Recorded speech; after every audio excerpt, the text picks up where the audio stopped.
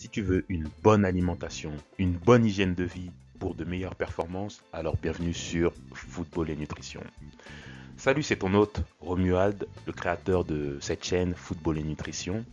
Alors moi, pour parler un petit peu de mon parcours, j'ai joué au football au niveau amateur pendant plus de 15 ans en club. Donc c'était un petit niveau. Et par la suite aussi, je me suis passionné par la nutrition. Du coup, j'ai eu envie de créer ma plateforme pour parler de football et nutrition. Donc mon but, c'est d'accompagner les joueurs de foot dans leur alimentation pour leur permettre de jouer au maximum de leur niveau.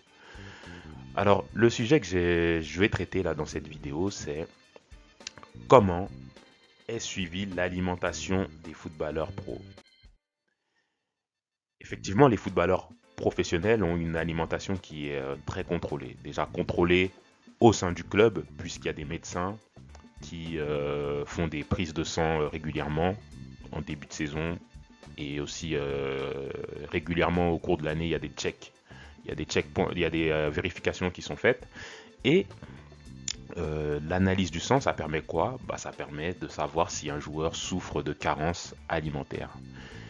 Et avec ces éléments, il y a les nutritionnistes du club qui pourront donner des préconisations aux joueurs pour, par exemple, leur suggérer de manger un peu plus de tel ou tel aliment si jamais ils souffrent de carences.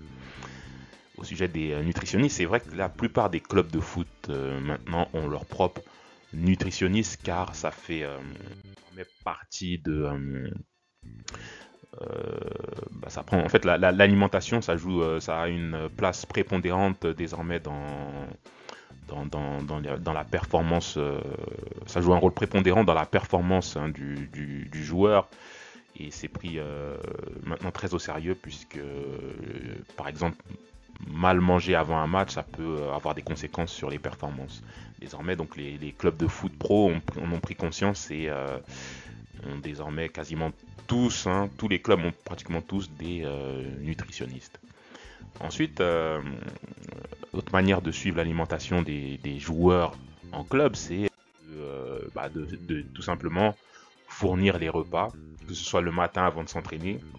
La plupart des clubs pro ont des services de restauration et du coup les joueurs, lorsqu'ils arrivent le matin au centre d'entraînement, ils peuvent directement prendre leur petit déjeuner au centre d'entraînement et parfois même aussi après l'entraînement, ils ont la possibilité de prendre leur déjeuner s'ils s'entraînent le matin au sein du centre d'entraînement.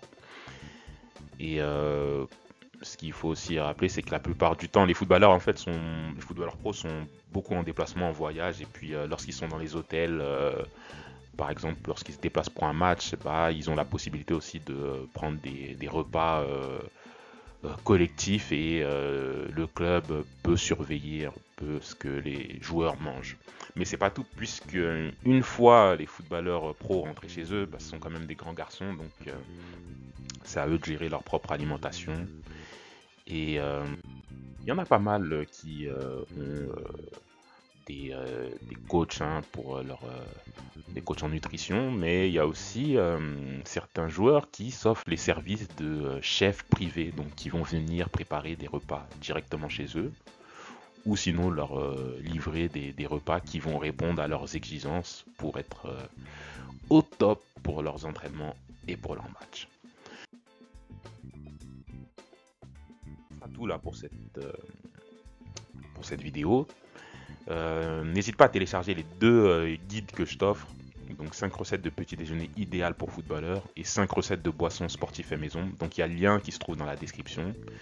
Et ça te permettra d'ailleurs de faire partie de la communauté et de pouvoir recevoir des emails, des informations au sujet de l'alimentation pour les joueurs de foot. Maintenant, je te dis à bientôt pour une prochaine vidéo. Allez, ciao!